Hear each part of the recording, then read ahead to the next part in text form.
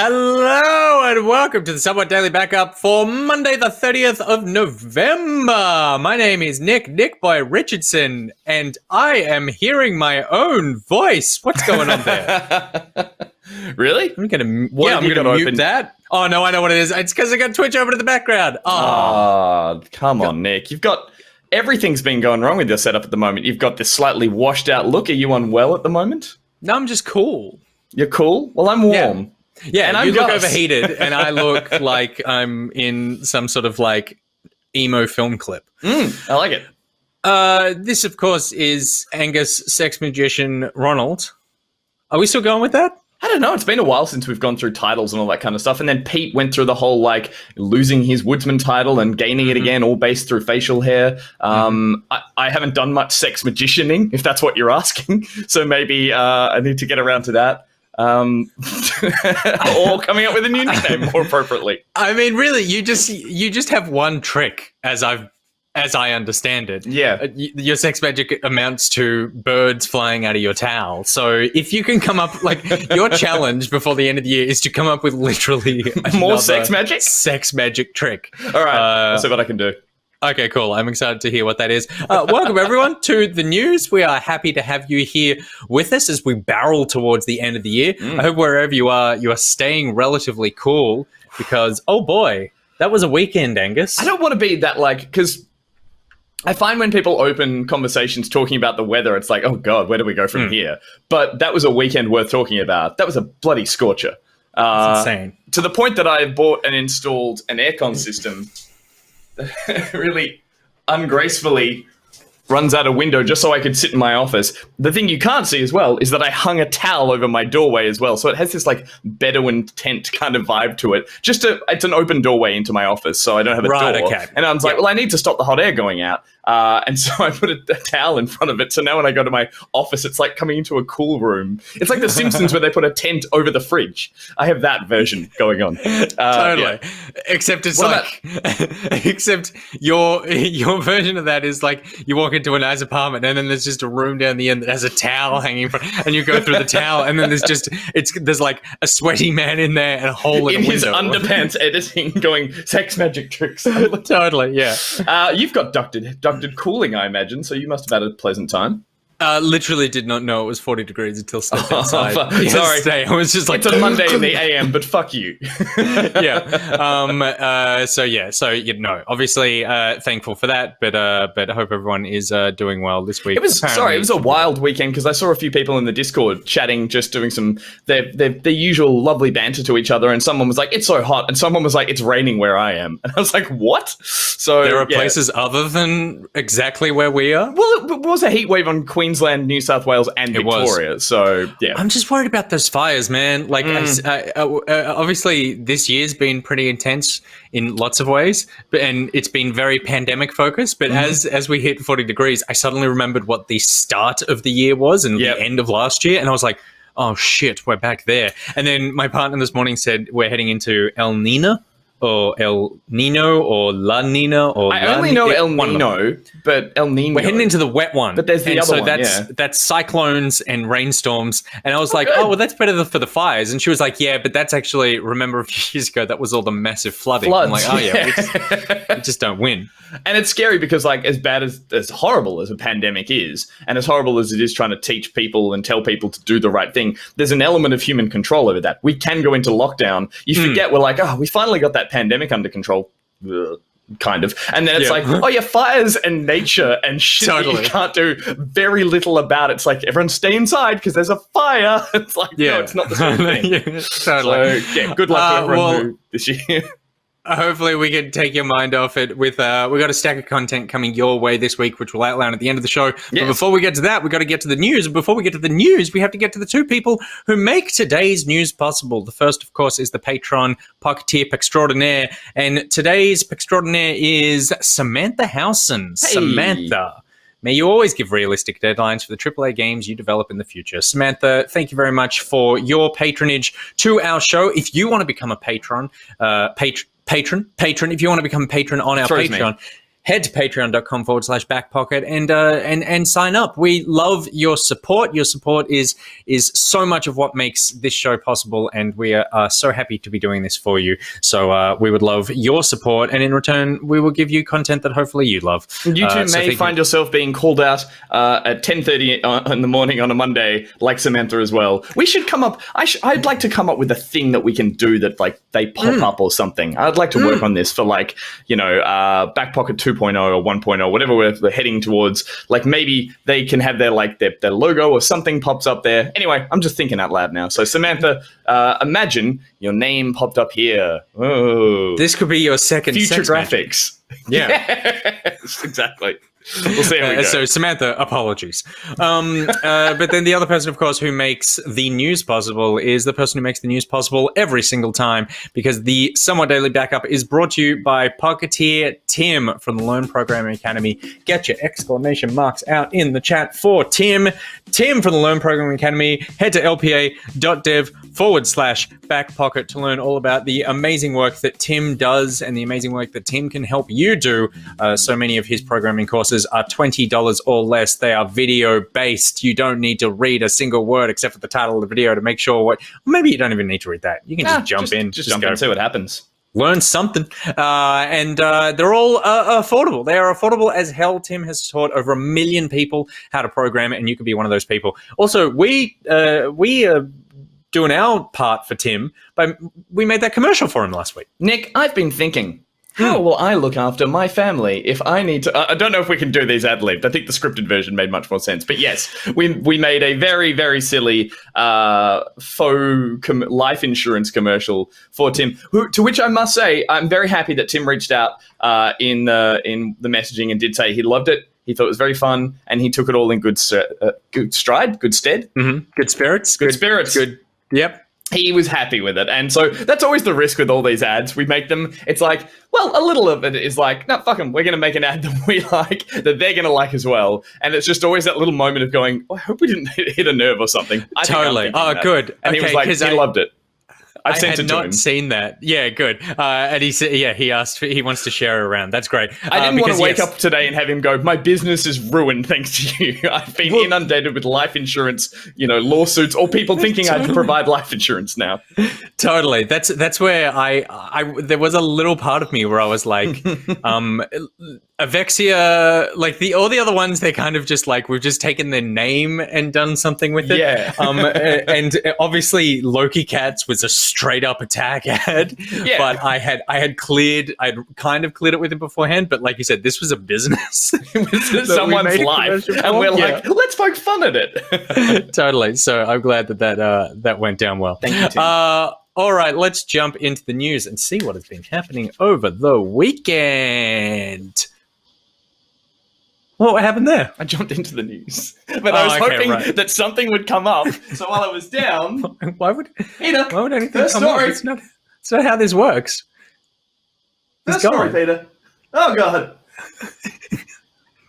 That's the hand that hung up the towel. I'm a great puppeteer. All right, story number 1. Cyberpunk DLC will be secret until after launch. CD Projekt Red are keeping their plans for their game's post-release content heavily under wraps. They were speaking on an earnings call last week, and the joint CEO, Adam Kiniski, responded to questions regarding the game's inevitable season pass and post-launch plans, and he said, quote, "The initial plan was to announce this before release, but after the recent delay, we decided to wait for the release to provide gamers with the game and start talking about future projects. So after release." And it sounds like, it's really like, we literally cannot take the time to put together the Photoshop file that announces our post. They've got a lot on at the moment. Let's give them a bit of breathing space. Look, when did it become normal that DLC is announced when the game, or if before the game is released? Because that still makes me feel, maybe I'm just old, but that still makes me feel a bit dirty. That makes me think like, here's something I know they don't take it and slice it out of the game and sell it to you separately, but DLC always felt like a reactive thing to me. It felt like them going, I know it's not always this way, but it's like, oh, here's what worked well in the game. Here's something they liked. Here's something extra we thought of later on. It always felt like something that was an added bonus that you paid for, but it made sense. And then so many games come out now and they're like, here's the game and here's what you're going to pay for after you pay for it. I don't know. It just rubs me the wrong way. So I feel better about this, but I know that's not the reason why they're doing it this way. And so, yeah, I don't know. Am I wrong in saying that? That's how No, I think that's really interesting because, I think we've just taken it for granted. I think in some ways it's like built into the expectation for games of a certain size that you go, there's going to be a season pass, there's going to be like multiple expansions, this game will have a tail, but also along with that, it's also like, oh, we're going to continue paying for this game. But what it is like, for me, I'm not kind of sitting in that world where I go like, oh, they took content out of the game and have I think it's come a long way since then. And if any games did that, it was always pretty obvious. These games are big enough now. But I mean, there was that Capcom leak a couple of weeks ago, and people found in the leak in the source code, wasn't it? Or they there was source code that came out, but it was they found a list of like I mean, it was a ransomware attack. Like, this is not some journalism, but basically announced a series of games that Capcom were releasing, and there was Street Fighter 6, but then there was Street Fighter 6 like Turbo Edition, Street Fighter 6 Super like whatever they're called, and it's like, oh, there's something weird about the idea that you're going to put out this game and you're going to put out like the better version of this game a bit later. Yeah. As opposed to just waiting to see how it goes and then go, all right, like, we're so happy that you love it.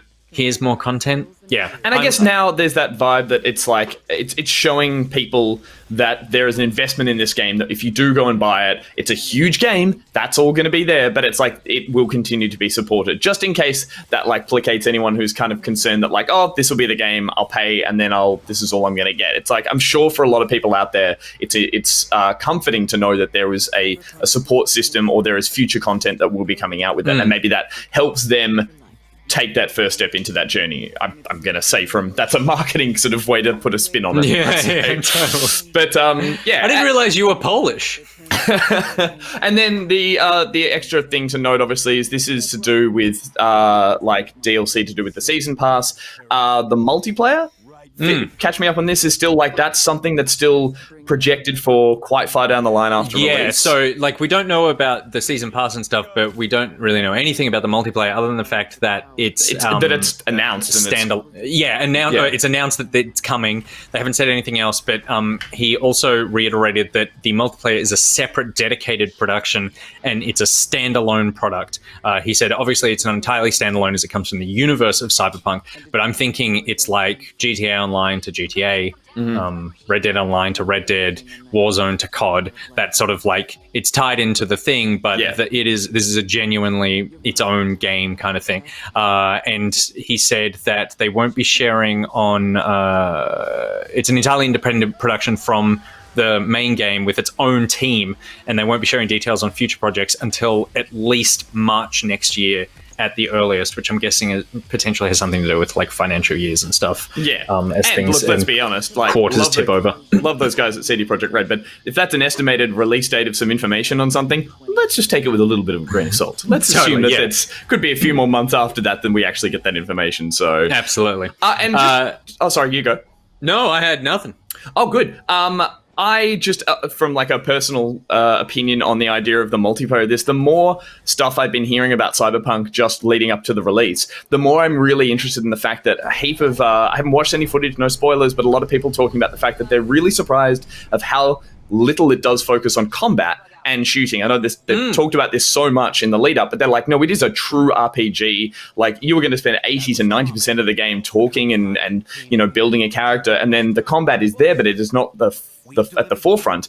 I'd really hope that this, like, I'm confused on how they would make the multiplayer if the game is so focused on RPG elements, which I love, because just your example that you brought up there of something like GTA, I love GTA, but I've jumped into the online the other day, and I was like, I always love the idea of being like a role-playing simulator of this like life sim, and you can do everything. Yeah. And someone in an one of those huge planes just chased me down and blew me up everywhere I was doing objectives. I'm like, oh, this is chaos. This is madness. God. So I'd love the idea that Cyberpunk has like a really clever way of like creating an RPG experience that's multiplayer focused. So I'm just that interesting. Really, I feel like they're potentially taking two bites of the cherry here, because I think my suspicion is that the game, obviously very RPG, and yeah, I've watched some of those like early previews, and I too was very excited about the fact that they were like, oh yeah, this is not really about the combat, it's really about the characters and the story.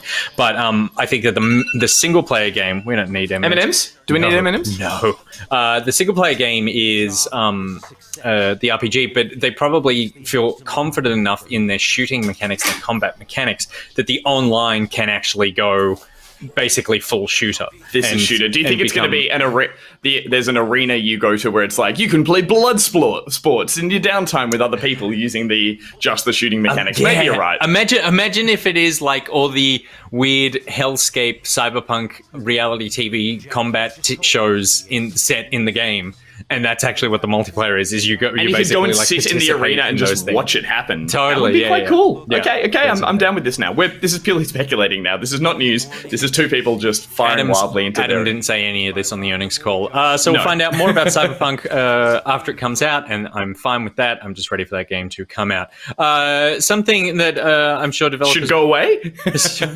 Good transition. Marvel Avengers has not yet earned back its development costs. So Square Enix released their quarterly earnings, and they said that they suffered a 7 billion yen, which is about 91 million Australian dollars, operating loss between April and September this year, the period in which Square launched the Avengers. On the call, though, they did say that there's still hope for the beleaguered game going into next quarter. Square's first and foremost intention is to push sales of the game with the new hero Kate Bishop, who's coming next month, and next-gen console releases due sometime in the new year.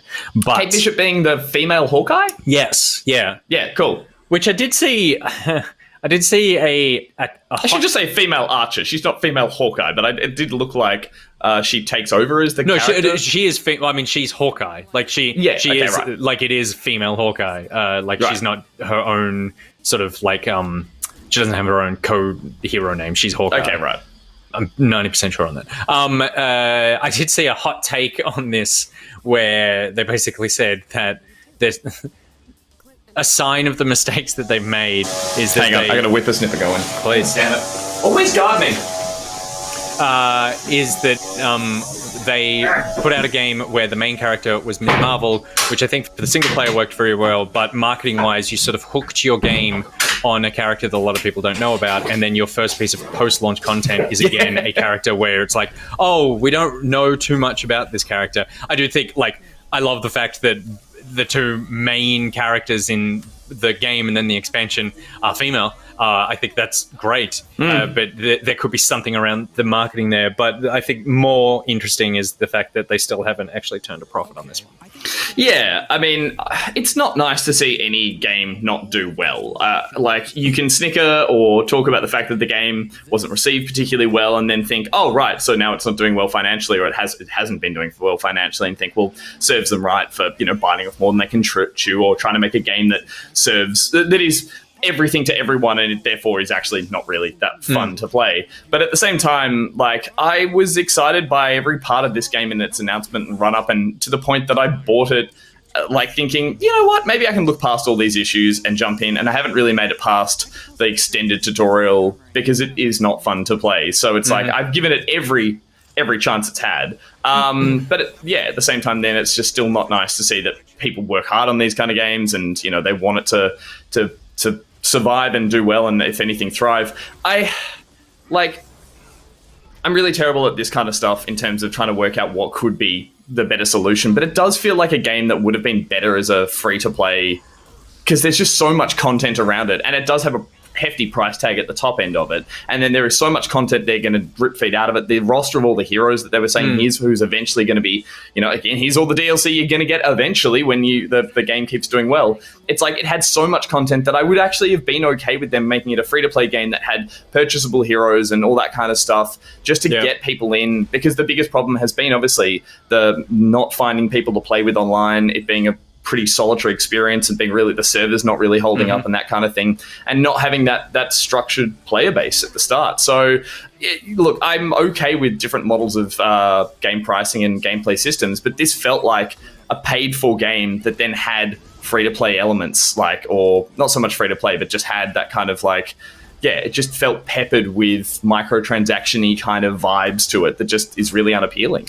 Yeah. And just took away from all the shine. Yeah, I mean, sorry, to be clear beforehand, I saw a couple of people in chat say I wasn't blaming the failure of the game on Ms. Marvel. I was saying I saw that take, and that was like an element of what's going on here. It was definitely the game's fault. She was the highlight of everyone's reviews and gameplay. Like, the reason I pushed through the start is like, I like this hero, and I think a lot of people had that reaction. Yeah, absolutely. And then she made all the other characters look very vanilla in comparison. It was like, oh, here's what just the Avengers look like. But it does feel like, I mean, I think you're right with what you said before there. The problem is that, like, it was a cool single-player story that could have been better. It was like, for me, it was fine, but it could have been better, and it was an okay games as a service thing, and they just needed to pick one of those two things. They didn't need both of those things in there, I feel like. Yeah. The other issue is, I was thinking about this, and I was thinking about the other games like it that have come out, and I just think that the game as a service model for this kind of, like, what's it called, where they say it's like lifestyle game, like the game that you continue to come back to, as opposed to a multiplayer game, so not like a Fortnite or a League of Legends or a Rainbow Six Siege or something, but this persistent world sort of thing. I just think that most of the time the big versions of these games just don't really work in the way that they want to. I think everyone is chasing the Destiny model, and I think Destiny is just... But Destiny got it wrong too. Like, Destiny constantly gets it wrong, and Destiny exists despite itself. There's something about the community behind Destiny is like, we're going to make sure that this game survives, even though it should have died about 6 times. Like, it should have... The fact that there's a Destiny 2 should have killed Destiny, the idea that you put out a sequel to this thing. So, like, we've got Destiny, but then there's Division, Monster Hunter, Anthem, Fallout 76 as being this games that are trying to ape this business model and this style, and I just feel like it's a business model meets kind of a genre almost in itself, and it seems to be the, like, almost unattainable if you go for it as if you try to build your game around that, versus I'm trying to think of examples of ones almost your Warframes and stuff which didn't really like Warframe's a good example of one that started as this type of game and eventually just evolved because people played it and enjoyed it in a particular way, and it worked its way into a games as a service sort of model. But also was like super small and grassrootsy and like community it's like held onto it sort of thing. Versus the idea of a huge AAA studio coming in and giving it a huge license and saying, oh, we've got all our ducks lined up in a row. This is going to go perfectly. With everything from Anthem to this, it just never really seems to go the way it plans, and the more optimistic they are with it, the more it seems this is the biggest fail of them yet almost. Well, except for Anthem, I would say. But it's having that identity crisis, I think you pointed out earlier, is a huge problem, because it's not only frustrating to sell the game to people, like the confusion in the lead up to this game for so long was like, what is this game? Is it going to be a single player experience? And then even getting my hands on it and playing it, I'm like, I'm still not quite sure as I'm playing it. And that's not a nice feeling, regardless of the minute to minute little bits of endorphins from saying, oh, I'm enjoying the action. It's like, but what am I doing here? Like, totally. And that's something that you need to have. I think especially in these kind of games, you need to have an ongoing quest or reason to want to sit back down, and whether or not that's building a certain character or seeing a bigger story happen. I just don't think they went in one direction in a strong enough lead. It was weird. Absolutely. And I saw, who was it in the chat? Camtraban said Destiny has a particularly satisfying gameplay loop. The loop is fun, which doesn't seem to be the case for Avengers, and that's totally true for me. Like, I did not have fun playing the Avengers combat. I just kind of like mashed through it, whereas Destiny is just a ton of fun to sort of click heads. So it's but it had to do the groundwork to get there as well. That's the other thing. So who knows? We could be talking about this in another year, and it could just be the 2.0 version that works well. Absolutely. And then the final part on this is probably something that has held back it from earning a profit, because I was surprised that it hadn't earned back its development costs, considering I feel like tons of people played it. They didn't necessarily like it, but they bought into that initial thing. Obviously, they would have been tracking games as a service microtransactions, factoring those into, like, how much can we spend on this, because here's the tail on how much profit we're going to make on those microtransactions, which may not have come through. But also you have to factor in the licensing to Marvel for this game that would have just been so much money that that they would have had to be paying Marvel to make this game. So that's probably something that's really held it back. Definitely.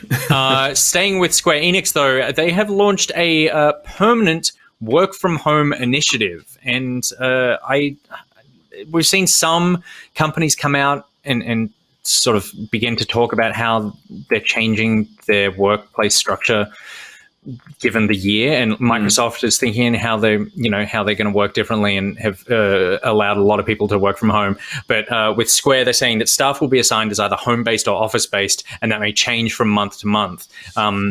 And some work, obviously, will still be done on site, but they think that 80% of staff will work remotely during the program's first month. And I think for me, I went, this is cool. I think that it probably opens up a lot more opportunities for people to be able to join these big companies and not have to move. But it was also one of those things where, I don't know why, but it suddenly hit me, and I hadn't really thought about it yet. It's like, oh, this is just kind of a new way that we're going to work forever now. Oh, yeah, totally. This isn't, I think, just indicative of one company going, oh, this is something we'll do for the start of 2021. This is a total watershed moment for, I think, a heap of industries. And obviously, like, tech-based companies as well, now that just, like, the internet's at the place where it is globally. I don't see why, particularly game development. I mean, there are a lot of reasons why things need to still be based in one building and servers and all that kind of stuff. But yeah, although the thing that caught me out there is just talking about the fact that it'll just be working remotely for the program's first month. I'm like, that doesn't seem like a very long period. That's just I would expect I think games take like years to develop. It's like I think they're basically going like, we're launching this, and in the first month, 80% of staff are going to stay home, and then they'll reevaluate based on how effective that was. Oh, and I see. Sort of like moving forward. Yeah, but it's like a permanent. Like they're actually going like, from now on, this is how the company will operate. And we've spoken about this, I think, a fair bit. Or at least I've spoken to people personally a fair bit about this, about how like this will change in 10 years' time. We're going to see a massive change in how cities are. I think that we're going to see a lot more housing within cities because of office space that you don't need as much office space to house your workers. You can downsize on that, which means that like cramped living can potentially be alleviated a little bit, or more likely just you jam more people into the city. I was going to say, we cram more people on top of more people in office buildings and go, ta-da! But I did read this and suddenly go, oh yeah, this is just like, we've been doing the work from home thing, and we could be going back to the studio, but we've gone, oh yeah, no, this just makes more sense. But I had always been thinking of it as like, not necessarily that it would finish after 2020, but it was just like, all right, 2020 is nearly over, and then we'll just see what happens. And then I went, oh no, this is just how I have to reconcile with the fact that maybe this is actually my main office. Yeah. And I definitely need to like decorate it so that it's not just the spare room where my mother sleeps 4 times a year. It'll make for an interesting show that for those 4 times episodes that we do when she's totally. We did have a moment where my mother-in-law came and stayed, and you Pete and I were on a call. That's right. You left the room and she walked in and had that moment of like, oh god, I'm live. You guys just waved at her and she like squealed and ran out. No, this is such a broader thing that's just, we're looking at one story that's talking about it, but like, to keep it short, I found it interesting that for the longest time I've been sort of talking about it with people saying sort of speculatively, I'm like, oh, it'd be interesting that time that we all start to work from home, or we all use the technology that we have to do this. And it does take something as horrible as a pandemic, a global pandemic, to really make everyone do it, had this seismic shift, because then it becomes a cultural change versus just like, oh, we just, Google remote desktop became a thing. It's like, yeah, we don't need to use that or whatever.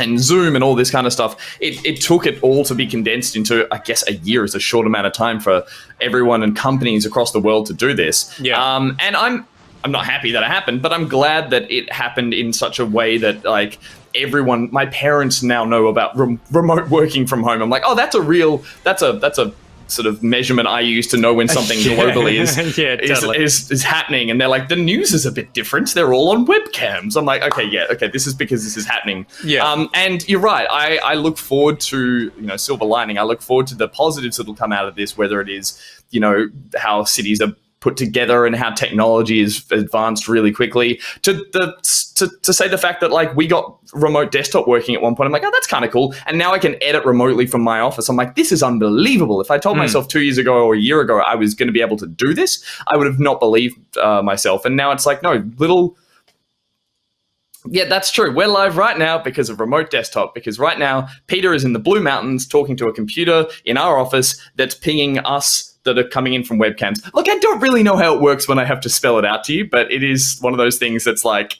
it's good that it's happening at a record pace now.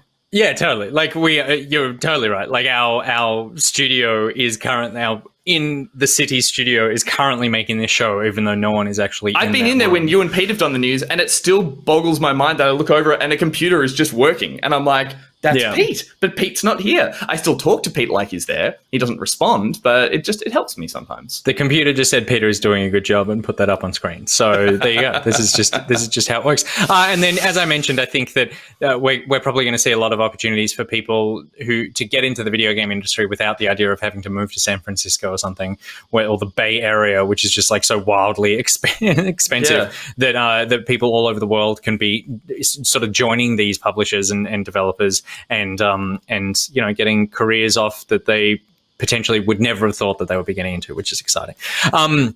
Staying on positives. Think of the positives. Staying on kind of the same topic here, but moving to Bungie. So a couple of bits of Bungie news dropped thanks to CEO Pete Parsons. There was an interview with him, and he said that first up that Bungie have been let me do the other way around. He said that Bungie said that almost a quarter of everyone who works at Bungie now has never set foot inside the studio. He said, quote, which breaks my heart, but it's also a testament to the work that these teams have been able to do. So they've staffed up over a quarter of their workforce completely remotely, which huge. I think is really impressive. But then the reason that they've been staffing up so much is because Bungie have actually been working on several new games now for 3 years. So they filed a video game software trademark in the EU in 2018 for a game called Matter. And then in 2019, Bungie also said that they plan to release a non-Destiny game before 2025. And then this year, a job listing was mentioned that they were working on something, quote, lighthearted and whimsical. So, I was surprised by this, honestly. I felt like Destiny would just be so much work getting that game updated. They obviously split from Activision.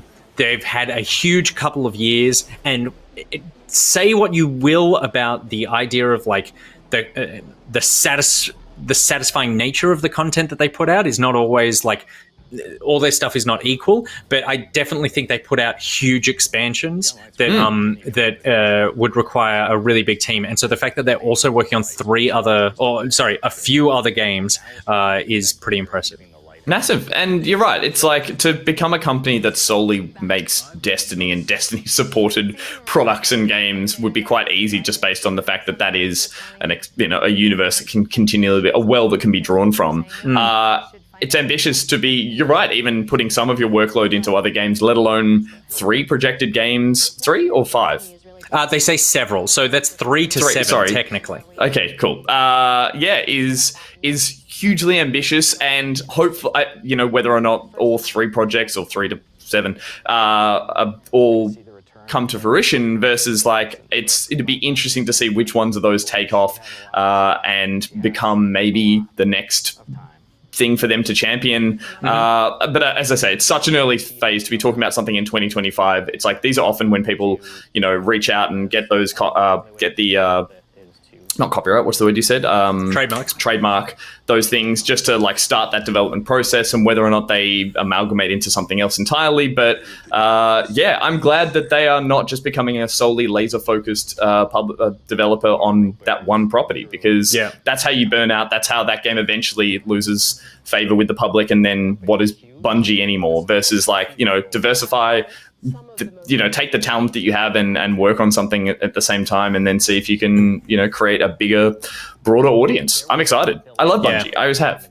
Yeah, and I think that if they get Destiny into a good space, obviously with the split from Activision, they came out and said that split was for creative reasons, where they wanted that creative freedom to be able to go off and do this sort of stuff. Whereas I'm sure if they had stayed with Activision just would have gone, we need Destiny 3. And so if that's what you need to focus on. Whereas now having Destiny 2 as a base that you can continue to add to and iterate, and I did see a couple of people in chat saying I don't know about them splitting their focus. I do think that from everything that I've read, the staffing up that they've done is we're staffing up for these new projects. We're not removing people from Destiny and trying to split that focus. I think that they know where their bread is buttered, and their bread is definitely Vex coated, and so so they. Is that purple? I feel like it's a purple thing. It's definitely it's all just purple and blue. Their bread is basically a streamer's bedroom.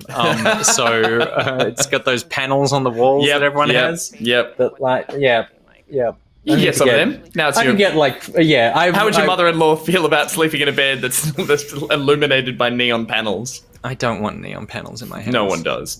They just get given to people. They just get given to people. You're just forced to. Twitch are like, you want that tick? You need to put this nano leaf up on your wall. Call them out. Fuck it. All right. Moving on. And I loved this story. Demon Souls player finds out that the PS5 records audio when you earn a trophy. Let me actually get. I didn't get the name of the person here. This has got to be a setting you can turn off, right? That's what I've been thinking. You would have to. I mean, it's great, and then it's also oh god. Redditor, hello, I am Jack. Uploaded the moment they defeated the Tower Knight boss in Demon Souls and captured on the PS5. And Pete, are we able to play that clip? That's fine. Let's upsod it now. And this is I am Jack's reaction to that moment.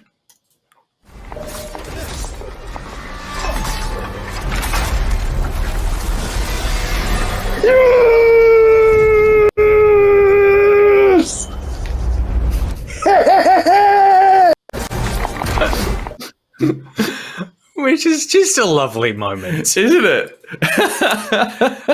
So it turns out the PS5, it just records audio through, because the microphone is in the controller. It's a surprisingly good microphone. And so what can't that controller do? I know. So just to get that moment, and it is out of all the games that I've played, generally I don't care about trophies and achievements. They just sort of pop up and I just move on with my life. But anytime I fell a boss in Demon Souls or any of the Souls games, I'm literally I become like Leighton Hewitt. I do this a lot. I go, and then I also do lots of this. I do, fuck you, and then I get all shaky and energetic. I get the shakes. I totally get the shakes. PS5 Mike is listening. It's just came up as the text while you were there. I know what you mean. I don't know if I think about it, I don't think I actually do anything quite physical, and I don't yell at my TV. I don't make much noise at my TV. I do know that if I had my mic enabled, I would just get a lot of air expelling. When I finish, I just go tense and I don't breathe, and that's how I fight a Souls boss. And so I think my mic would just catch just like an exhaling and a deflating of all the tension in that boss just comes out. Which would be fun. Yeah, you know what that was? That was your second sex magic. Ta-da. Versus that kind of idea deflating. I deflate. I don't suddenly become a joyous, screaming victor. Yeah, right. Yeah, it's all the adrenaline rushes out of your body. Yeah, I just light a cigarette and sit back in my couch. No, but I love that this guy as well. Don't call me again. You let yourself turn yourself off, and then walk away. I love that this streamer, just the noise I was expecting was some guttural scream and angry, and it starts it's kind of it's a balloon being squeezed, but again, that's deflating, and that's what happens after Souls. God, playing as a Royal in that game is so OP. I probably should have rolled a Royal. I rolled a Knight, and I'm doing great and enjoying it, but God, that magic is just so overpowered. It is, but I've heard people say, a lot of people talking about it being it is fun to sword and board it through that game, and I love because that's how Dark Souls felt the best to play. The magic and stuff is all there, but it's such a weird thing to wrangle. And then some people reviews and stuff I've been watching. I've been poring over that game at the moment, just like dying to start a build. And I was like, do I do something more adventurous? Do I try like a two-handed axe or just something fun? And people are like, it's actually really built to sword and board. And I was like, all right, I do love playing that way. So I think I'll do one run through like that and see how we go. I have a knight and sword and board, great sword. I've got the dragon lance sword +2 or something. Anyway, it sets everyone on fire. I also carry around basically a wand staff, and I put enough 1 or 2 points into magic so that I have that ranged chip, which so you get a bit of both worlds. And magic in that game's a little easier than Dark Souls because you don't have to do all the stuff like faith and all that kind of stuff. It's like everyone can cast, I think. Anyone can cast. Like anyone can kind of do anything as long as you put the points into it. So yeah, that's the spirit. The other interesting thing that was that I saw is that one of the people who was reporting on this story said that after tearing through Bugsnax, Astro's Playroom, and Demon Souls and revisiting a few PS4 games, they actually went to their settings and found that they had 5 gig of auto-captured trophy videos and audio. God. So on a hard drive where I have 7 games installed on my PS4 right now, and I have 90 gig left on my hard drive. Space is at a premium, so if you PS5? find yourself a little low, you said PS4. I'm just like, sorry, on the PS5. Yeah, and especially if you went for the is the diskless one has smaller storage on it? No, it's the same storage. Okay, yeah, but again, more crucial that your storage on that one as well. 5 gig is huge, and I think the PS4's been doing that for ages too. I always jump into that library. I'm like, what the hell are all these? And there's like stupid little trophy moments where I'm not doing anything but moving on, and there's that little banner sits at the bottom. So hopefully, as I said, turn that setting off, and maybe turn the sound one off too if you're worried about capturing your deflating sounds. Yeah, deflating sounds. And something that certainly has deflated fans of Cuphead, and that is that the Cuphead expansion has been delayed to 2021. The delicious last course was originally due out in 2019 when MDHR, the developer of Cuphead, announced it in 2018, but they later delayed it into 2020. They've now come out and said, in true Studio MDHR fashion, we aren't content for this final chapter to be anything less than our best work. Throughout development, we've challenged ourselves to put everything we learned from making Cuphead into the quality of the delicious last course's animation, design, and music.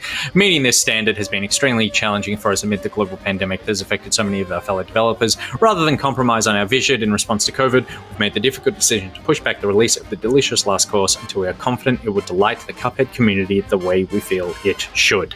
Good on them. I remember this getting announced. I then forgot that it didn't come out. Me too, because I thought that female playable character, I'm like, she's been in it since then, right? And it's like, no, this was announced to come out in 2019. Yeah. Meaning, like that means so this is going to come out 3 years after the very much a sort of like one and done, not game as a service game is out. But I do guess that platformers are kind of the game that you can get away with this, like adding more levels and that sort of thing is just... Definitely. It feels like, I hope this hasn't meant, and this is, again, me purely just going out on a limb and saying, I hope this hasn't affected their ability. Like, the game is very successful, has a great following, people love it.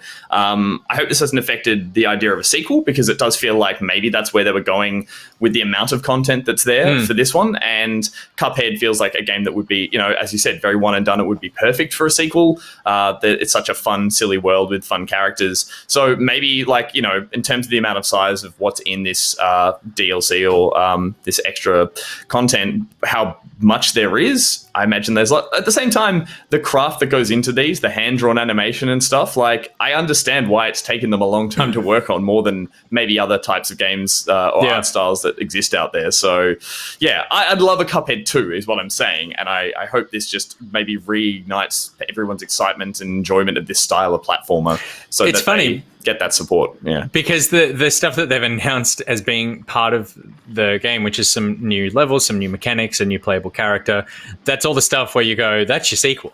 Yeah. Like, just add more levels, and you've kind of got your sequel automatically. So, I mean, maybe they will end up pivoting and releasing it as their own standalone thing. It's funny, in their press release, they said, in true Studio MDHR fashion, we aren't content for this final chapter to be anything less than our best work. And then I was looking for some footage for this story, and I came across, I think she was the PR liaison or whatever for the studio. I'm talking to Jeff Keighley midway through this year when they'd announced that it had been pushed to later this year, and she started off by saying, in true Cuphead fashion, and I was like, oh, you've just got this is a spiel. stock standard template that you just roll out every 6 months. They've got such a charming look and feel to their game. If they say that at the start of anything, you just go, yeah, that's lovely. Like, they murdered 5 of their developers. In true Cuphead fashion, we murdered some people who were, and you're like, no, that's all right. Good on you, kind of thing. That's they adorable. can say horrible things, but if they open with that, you're willing to forgive them. You take as long as you need to murder those people. Let's we just want to make sure that it's as good as it can be. So if you are a fan of Cuphead, then you have got more Cuphead coming to you next year. And that is all the news. Did you finish it, Cuphead? No. I think I got 3/4 of the way through. Maybe some other things came out at the time, but like, who finishes games these days? It's so passe. Fair enough. I did not either. But I'll definitely play this stuff when it comes out. That, like, I feel like I won't finish a game that I've started, but I'll definitely start new content and not finish that. So that's the main thing that I'm excited for, and that's all the news that we feel like is good to tell you. Done and dusted. It's a bit of a lighter news day, but I think there'll be more coming up later in the week. Obviously, Wednesday will be a news drop as well, but we've got some other stuff on this week, which is exciting. It's kind of a themed week around a particular game that's coming out on, is it Thursday, I want to say? It is Thursday. Do you want to talk people through it? Sure. So, as you will have known or seen previously on our channel, we've done some content around Immortals Phoenix Rising, which comes out this Thursday. And so we have got our hands on it early to maybe do a stream. Not maybe. We are doing a stream on Wednesday night. We're doing a gameplay stream of Phoenix Rising from the Back Pocket Studio. So that's an extra stream we'll be doing from 8:30 p.m. Australian Eastern Daylight Savings Time. But before that, we're doing an actual playthrough from the beginning of the game in tomorrow's playback. I know we did tease originally it was another episode of Best Friend Forever, in last week's episode of Back Pocket Tonight. But we thought we might shuffle that around a little bit. So tomorrow we will get Nick's hilarious first 15. That's what I'm calling the new the segment. Is that what you're calling it? You just made that decision? I watched the cut. It's actually very funny. I enjoyed it a lot. So I'm being genuine there. But tomorrow there will be a playback of Immortals Phoenix Rising. We'll drop that tomorrow afternoon. And then Wednesday, 8:30 p.m. on the Back Pocket Twitch channel, which of course is twitch.tv/back_pocket. We'll be doing a stream. That'll be, I think, you, me, and Stephanie will be joining us for that one. And then Thursday is Back Pocket Tonight as regular on the Twitch channel as well. And then Friday, I deflate again.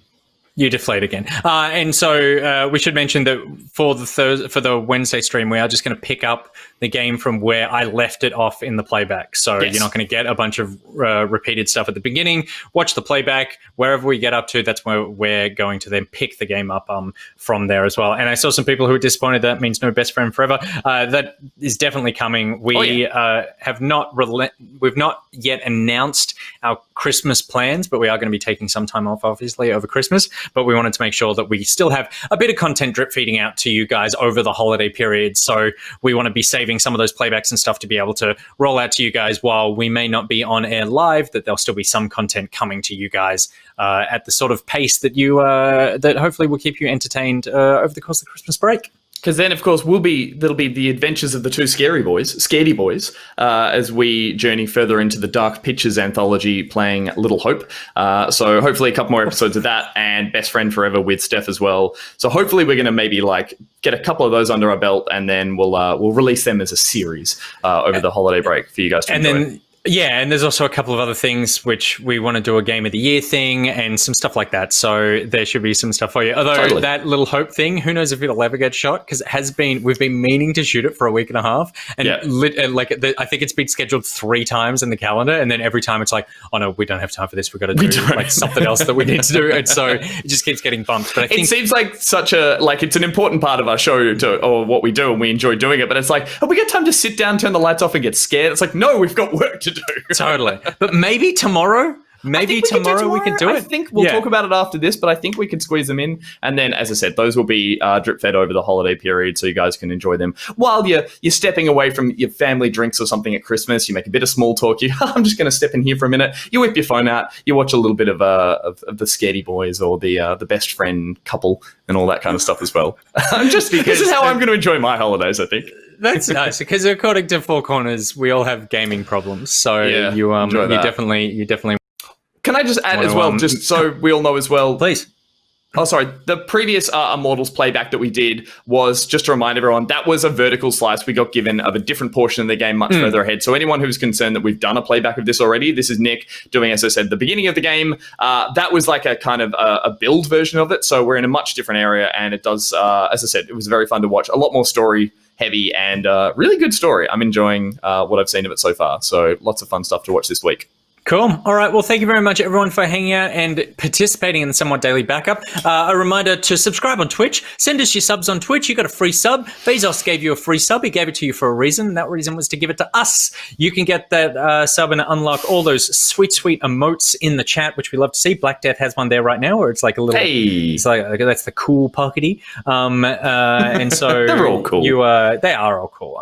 Hey, just quickly remind us about the contest for this week. I guess all the submissions have closed for the Intel PC giveaway. Yes, have they not? Yes, they have. So they're all done. But just a reminder to people, we will be continuing our build of that on Thursday night show as well. I believe we're going to be designing the PC or some of the art that's going to go on that as well. But keep your ear to the ground for that contest that will continue this week. That's right. Thanks to Intel, we've partnered up with them to give away a $4,000 gaming PC to one lucky back pocket viewer as a very special Christmas present. So we'll be designing that case this week. We'll be building the PC next week. And there's also, this is 'tis the season of giving back pocket on the show every Thursday. We've got tons of stuff to give away, and we gave away a stack of games last week. We've got more of that stuff coming up this week. So if you want to come along because you like us, then that's awesome. But if you want to come along because there's a chance of getting some free cool shit, then that's also probably all right. I think we're done. Are we done? I think we're done. Should we chuck a raid in there as well? We should chuck a raid in there. I think so. Well, while you look for the raid, just in case that does need a stall of some sorts, got a good response from the season of giving back pocket animation, mainly from you guys on the episode last week. So I might boot that little animation up, and I feel like I've extended the Christmas theme, and I now want to build it with like all the little scenes happening in like a Christmas Carol style with all the little pocketies. So if I find some spare time, maybe today, I'm going to do a little bit more work on that because I really liked it. And I want to make a back pocket Christmas special. This is as close as I'm going to get to it. So maybe look forward to that. We are going to be raiding Reaps, which I don't think we've raided Reaps before. I'm fairly certain. Oh, we have once. I've been told we have once. So I obviously don't watch this show. Raid message for Reaps. I like that no one can hear Pete's voice. So when Pete says we have once, I say we have once, and then you go, I'm being told we have once. So the audience just hears me say it, and then you say, I've been told, just like you've heard it from me without the Pete voice. That's the computer in the studio powered by the man in the mountains. Nick and Gus humping the snowman. No, that's not a good raid message. What's a good raid message? We need more context. Someone suggests something in the chat. You've got 10 seconds. Go. Reaps show is like a late night talk show. Oh, that's right. I remember Reaps. Help us. We need more context. There you go. We need more context. Is the raid message. So head into Reaps, be polite, be lovely, share the back pocket love, and we will see you guys for a playback tomorrow, but live again on Wednesday morning and Wednesday evening here on twitch.tv/back_pocket. Gus, let's back it out.